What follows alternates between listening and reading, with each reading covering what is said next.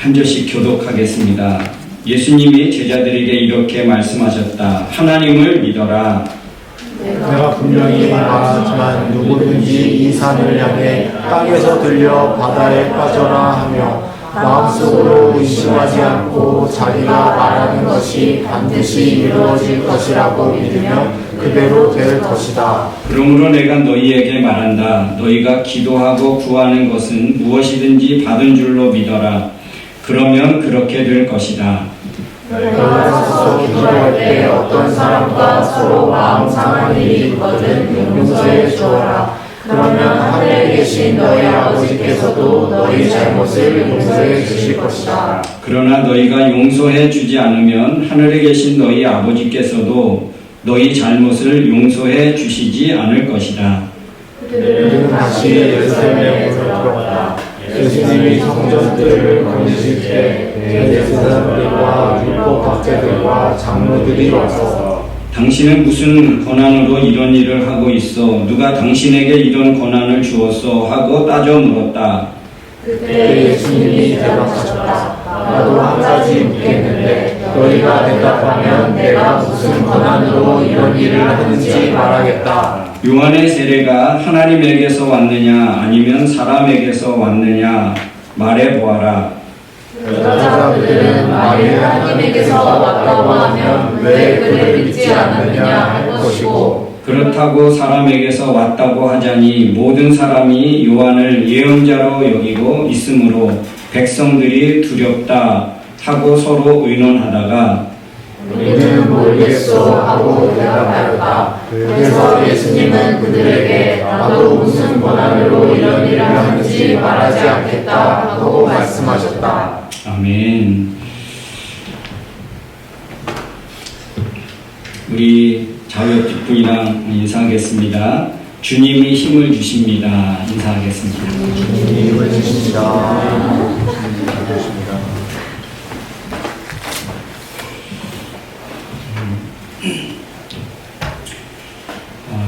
오늘 날씨가 너무 좋으네요.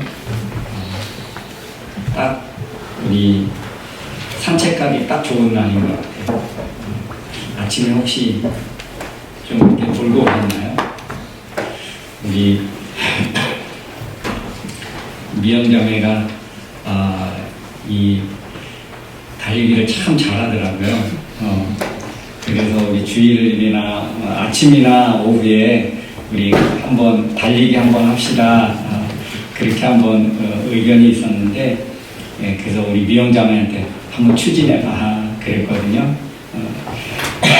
언젠가는 아마 되지 않을까 그런 생각을 해봅니다. 오늘 본문은 참 저를 되게 힘들게 만드는 본문이었고 또 어려운 본문이었습니다. 왜냐하면 여러분 누군가가 혹시 그렇게 오늘 말씀대로 그렇게 믿음을 갖고 기도하는 사람도 있을 거고 성경에 있으니까 그런데 그렇게 되어진 경우는 한 번도 들어보지 못했다는 것은 그런 일은 없었고 그러면 이 말씀은 뭘까? 이 산이 뽑혀서 나무가 뽑혀서 옮겨져라 이것도 힘든데 산이 뽑혀서 이 바다 한가운데 가서 딱 서라 그렇게 기도할 사람도 없을 뿐더러 만약에 그렇게 오늘 말씀대로 의심하지 않고 믿음으로 그렇게 하면 된대요. 이 참 난감했습니다. 이런 일이 진짜 있을까? 이렇게 기도했다면 그러면 그렇게 이루어진 사람은 과연 있을까? 예수님은 왜 이 말씀을 하셨을까?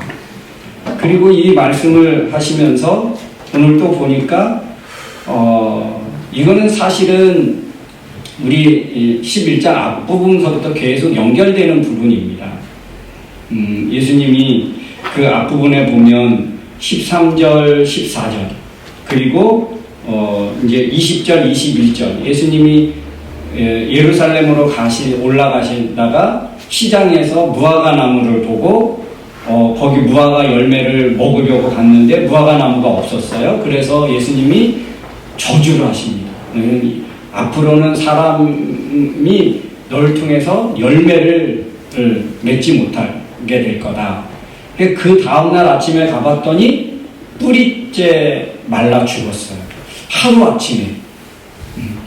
사실 그런 일이 없거든요. 잎이 무성했는데 하루아침에 그 다음날 아침에 가니까 말라 죽었다?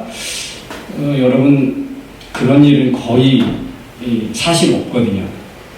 나무도 이게 죽어가는데, 뭐, 풀이라고 하면 화초, 이 화분에 있는 그런 식물이라면 그것도 금방 그렇게 시들고 쓰러지고 그렇게 하긴 하지만 나무가 하루 전에는 그냥 푸르고 청청했다가 그 다음날 완전히 말라서 죽었다. 이런 일이 거의 드물거든요. 죽어가는 그런 시간이 있으니까. 이제 이것은 어떤 의미를 갖고 있습니다. 그러니까 무화과 나무가 그렇게 죽었어요. 뿌리째 완전히 죽습니다. 이거는 뭘 말한다고 말씀을 드렸는지 여러분 기억하시겠죠?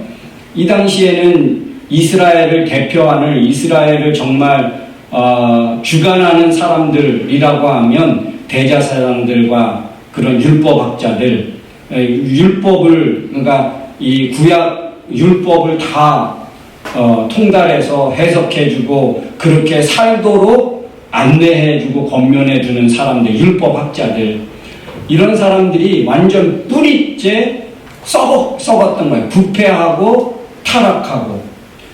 하나님을 위해서 율법을 주셨는데 그 율법이 완전 자기들의 기득권을 세우는데 사용됩니다. 서기관들, 대제사장들, 종교 지도자들, 자기네들의 권위를 세우고 자기네들의 이익을 그렇게 얻는 데에 이 율법을 사용하는 거였습니다. 그러니까 완전히 하나님의 율법이 율법에 작용을 한 게 아니고 그 몇몇 중요한 사람들의 이익을 그렇게 챙기게 하는, 권력을 챙기게 하는, 그 사회적 지위를 챙기게 하는 그렇게 사용되었던 것입니다. 그래서 예수님이 그 무화과 나무를 뿌리째 죽게 하면서 하나님의 심판이 바로 당시의 종교 지도자들의 그 부패와 타락을 심판하고 징계하시는 그 상징적인 의미가 있습니다. 오늘 21절에 보면 그렇게 말씀하고 있지요. 베드로가 그럽니다. 예수님, 저것 좀 보십시오. 어제 저주하신 무화과 나무가 뿌리째 말라버렸습니다. 그랬더니 예수님이 제자들에게 이렇게 말씀합니다. 뿌리째 말라 죽은 것에 대한 예수님의 말씀이 뭐냐면, 야, 그래? 이거는 내가 너무 강력해서 내 심판의 그 강도가 너무 세서 이렇게 죽은 거야. 내 말에는 능력이 있어서 내 말 한마디면 이런 나무도 하루아침에 꺾여지고 죽어나가. 이렇게 돼야 되잖아요. 앞에 뿌리채 죽었습니다. 그랬는데 예수님은 뭐라고 말씀하십니까?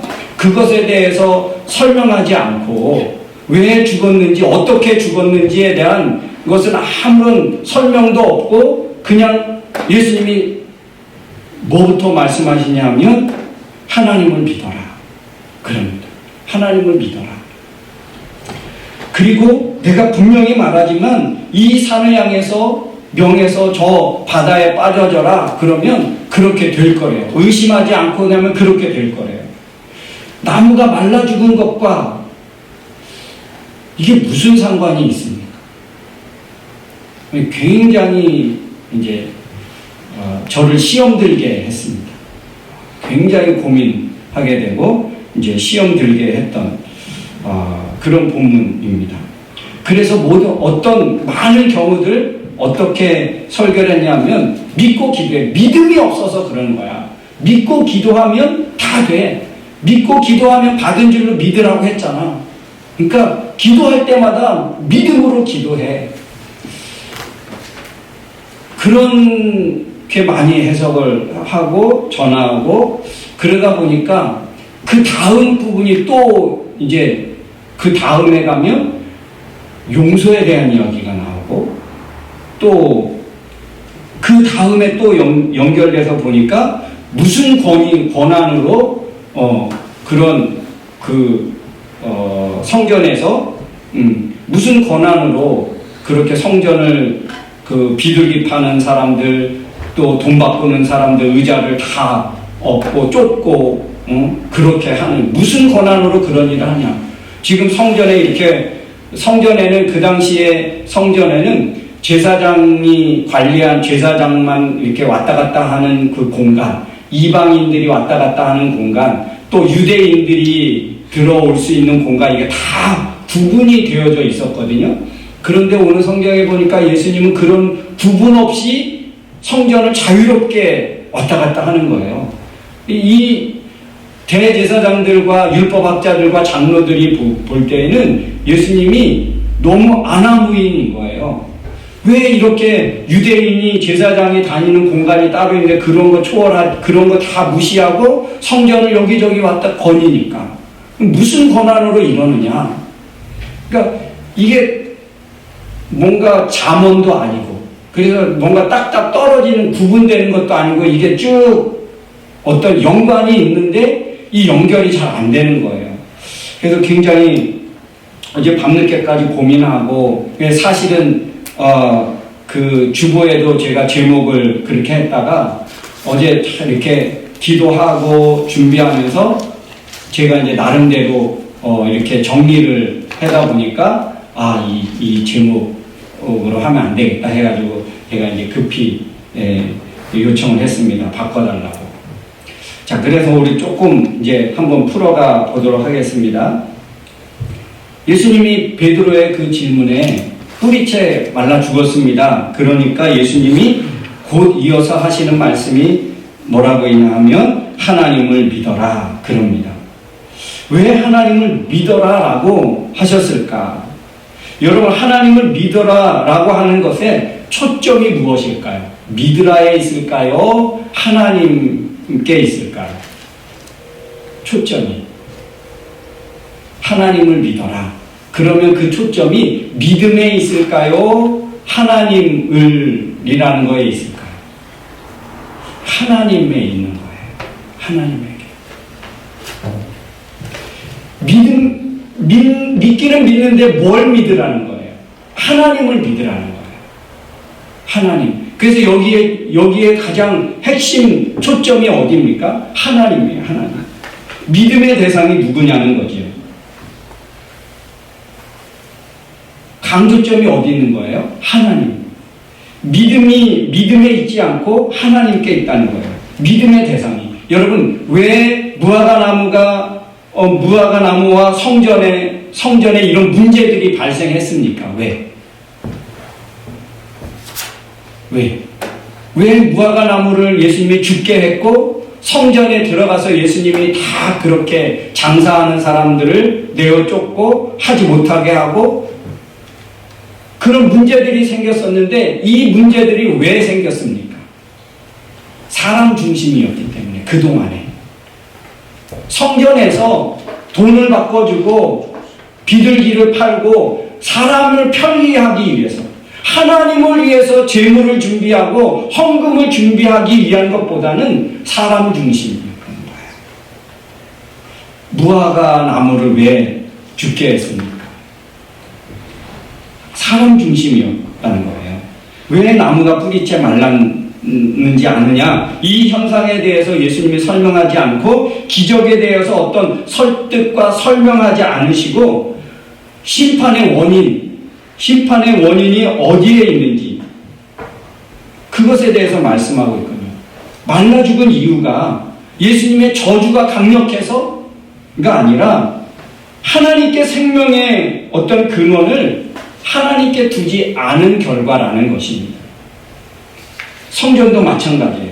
하나님을 위해서 제물과 제사와 기도 이게 성전의 어떤 용도라면 성전이 그런 용도로 지금 유지되고 있지 않는 거예요.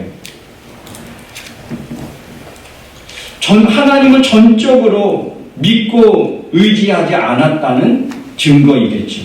하나님을 위한 것이 이 당시에는 하나도 없었던 거예요. 누구도 바리새인이나 율법학자들이나 대제사장들이나 그 누구도 하나님을 하나님으로 인정하면서 너 그렇게 하면 안 돼. 하나님께로 돌아와야 돼. 하나님을 온전히 믿어야 돼. 이거는 하나님이 이렇게 하지 말라고 하는 거는 그래서 하나님을 더 사랑하라고, 하나님을 더 온전히 믿으라고, 너 하나님을 온전히 믿어, 이런 말 하지 않는 거예요. 하나님을 위해서 한 것이 하나도 없었던 시대였던 거죠. 믿음의 어떤 모습은 있었으나 그들은 하나님을 전혀 믿고 섬기고 사랑하고 하나님을 두려워하는 모습이 그들에게는 전혀 없었다는 것입니다. 그리고 23절, 24절에 보면 주님이 이제 기도에 대해서 말씀합니다. 그런데 그 속을 보면 무엇에 대한 말씀이냐 하면 그렇게 말씀합니다. 23절에 보면 23절, 24절에 보면 내가 분명히 말하지만 누구든지 이 산을 향해 땅에서 들려 바다에 빠져라. 마음속에 의심하지 않고 자기가 말하는 것이 반드시 이루어질 것이라고 믿으면 그대로 될 것이다. 그러므로 내가 너희에게 말한다. 너희가 기도하고 구하는 것은 무엇이든지 받은 줄로 믿어라. 그래야면 그대로 될 것이다. 여러분, 이 말씀을 가만히 한번 되새겨 보십시오. 믿음의 기도에 대한 내용으로 보여집니다. 믿고 기도해라. 그러면 다 된다. 기도하고 받은 줄로 믿어라. 그러니까 믿음의 기도에 대한 내용으로 보여집니다.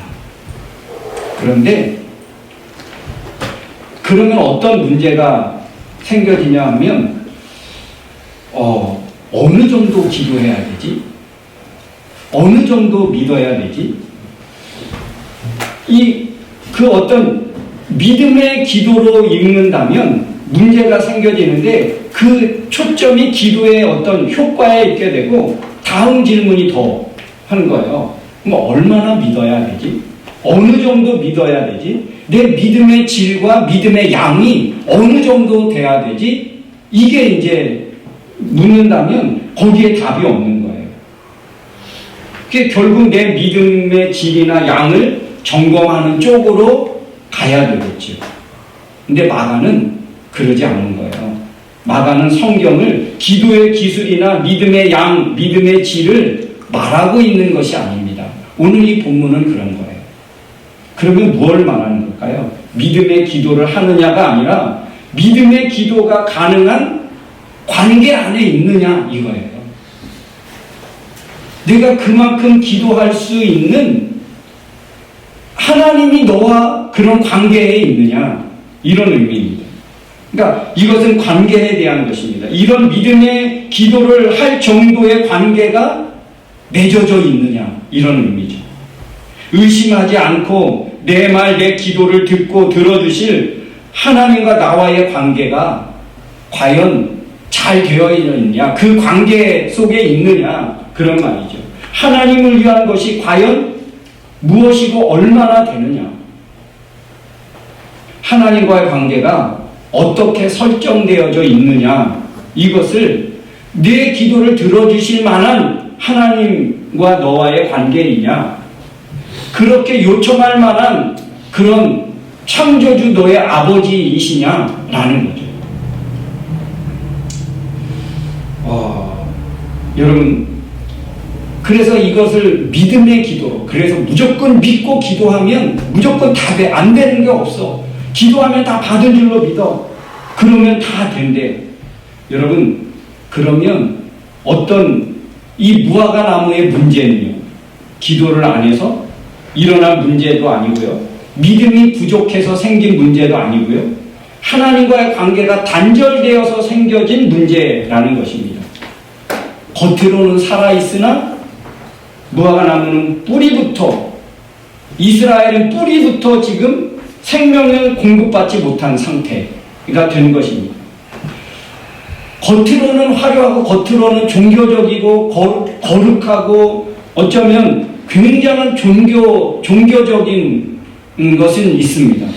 그러나 그 속을 보면 가장 세상적이고 성전의 실세들, 그들을 위한 것이고 그들의 이익과 그들과 연결되어진 하나님을 위한 것 같은데 실제로 보면 하나님은 없고 자신들만 있는 상태, 하나님과의 관계가 전혀 없는 그런 상태를 우리가 볼 수 있습니다. 그렇게 읽을 때 이게 연결이 되는 거예요.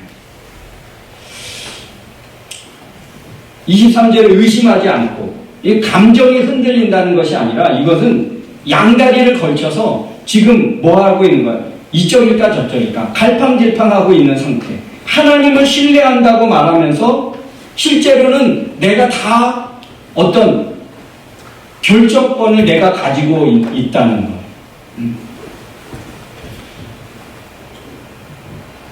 그래서 이 25절도 이어서 보면, 그래서 이제 용서에 대한 이야기도 그래서 연결되는 거예요. 용서에 대한 22절, 23절 이거 강력한 믿음의 어떤 기도의 비법을 이야기하고 그 비법을 말해주는 것이 아니라는 거죠. 근데 갑자기 용서가 나오잖아요. 기도의 비법이라면, 기도의 능력이라면, 믿음의 기도라면 갑자기 용서라는 말씀을 하실 이유가 없는데 25절의 용서에 대한 이야기와 이게 연결이 안 되는 거예요. 믿음의 기도하는 것과.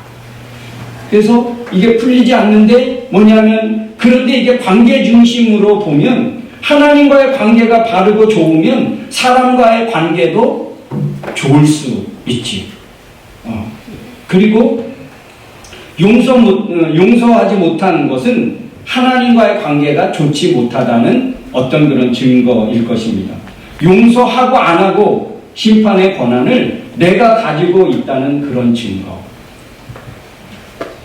내 힘, 내 의지로 사실 용서라는 것은 사람의 어떤 마음으로, 여러분에게 뭔가 큰 잘못을 저지른 사람이 있다고 생각해 보십시오.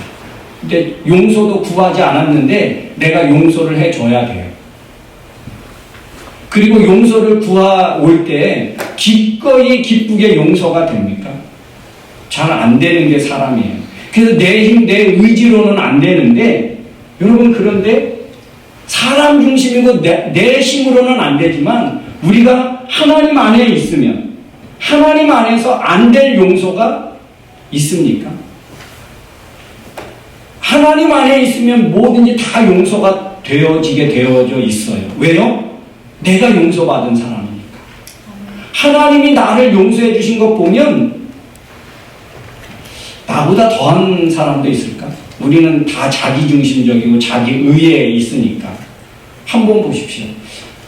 하나님이 나를 용서해 주셔 나를 받아주셨다면 하나님이 못 받아주실 사람이 있을까? 네? 하나님이 나를 하나님의 자녀로 불러주셨다면 다른 사람도 자녀로 못 받아줄 이유가 없죠. 없습니다. 그래서 하나님 안에 있으면 다 용서가 되는 거예요. 여러분, 내가 용서됐다는 거, 이게 여러분 얼마나 은혜고 축복입니까? 여러분, 믿음의 기도를 하라, 이것보다 그런 기도가 가능한 관계 안에 있느냐, 하나님은 지금 우리에게 묻고 있는 것입니다. 그래서 27절부터 33절 내용도 그래서 자연스럽게 22절부터 26절까지의 이것도 연결됩니다. 27절에 예수님은 성전을 자유롭게 거니십니다. 성전 안에서는 엄격히 당시 구분되어져 있었다 했죠. 일반인이 다닐 수 없는, 들어올 수 없는 곳이 있고, 이방인들이 또 들어올 수 있는 곳이 있고, 유대인들이 들어올 수 있는 곳이 다 구분되어져 있습니다. 그런데 그 담을 다 깨트린 거예요. 그래서 당연히 묻겠죠. 무슨 권한으로 이런 행동을 하느냐고. 누가 이런 권한을 당신에게 주었느냐고. 따져 묻고 예수님을 책망하는 것입니다. 당연하죠. 근데 예수님의 되물으십니다. 29절에. 나도 너희에게 묻겠다. 무슨 권한으로 이러는지 너희도 말하면 나도 하겠다. 요한의 세례가 하나님께로 왔느냐, 사람에게서 왔느냐, 그렇게 말합니다. 이거는 뭐냐면 관계의 출처입니다. 요한의 세례가 하나님께서부터 주어졌느냐, 하나님께로부터 주어졌느냐, 아니면 사람에게서, 사람의 어떤 승인이 있어서 세례 요한이 세례를 주었느냐, 하나님의 승인이 있었느냐, 사람들의 승인이 있었느냐 라는 거죠. 그래서 요한의 그 사역은 여러분 누구의 권한으로 주어졌습니까? 하나님의 주권 안에 있었던 거예요. 사람의 승인이 있어서 세례 요한이 한 것이 아니거든요. 여러분 무화과나무 사건, 성전 깨끗한 사건, 기도에 대한 말씀, 용서에 대한 말씀, 성전의 어떤 권한에 대한 논쟁, 예수님 세례 요한의 이 사역 전부가 뭡니까? 주권과 관계에 있는 거예요. 관계에 대한 내용이에요. 주권과 관계에 대한 내용.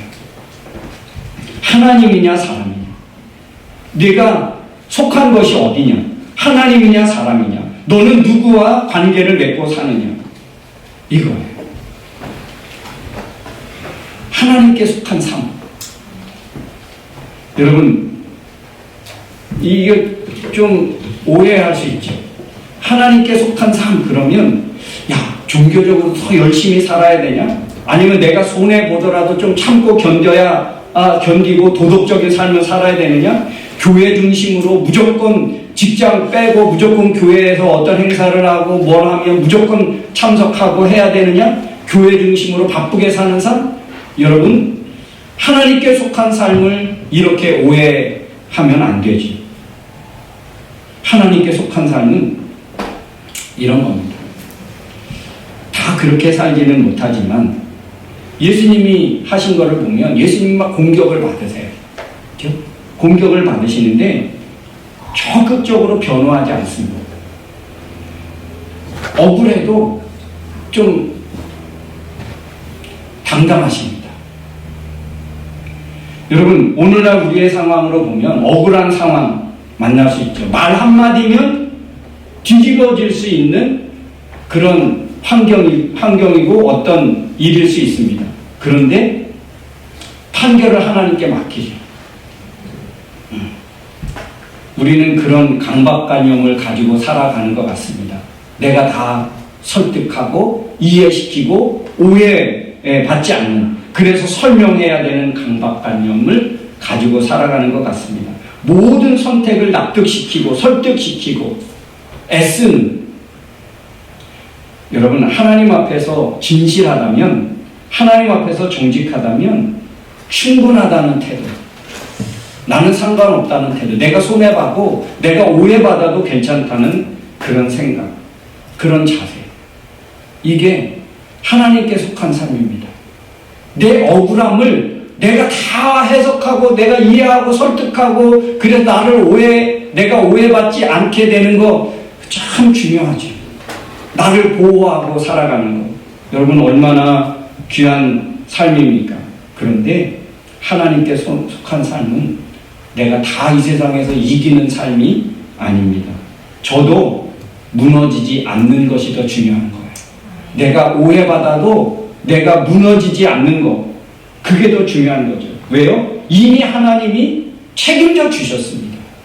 십자가에서 우리의 모든 문제를 이미 해결해 주셨어요. 하나님이 심판하시고 하나님이 재판관이시고 하나님이 우리의 변호사가 되시는 거예요. 이런 하나님과의 관계가 있느냐는 거예요. 오늘 본문이, 오늘 말씀이, 오늘 설교가 조금 어렵고 이해가 힘들 수 있을 것 같습니다.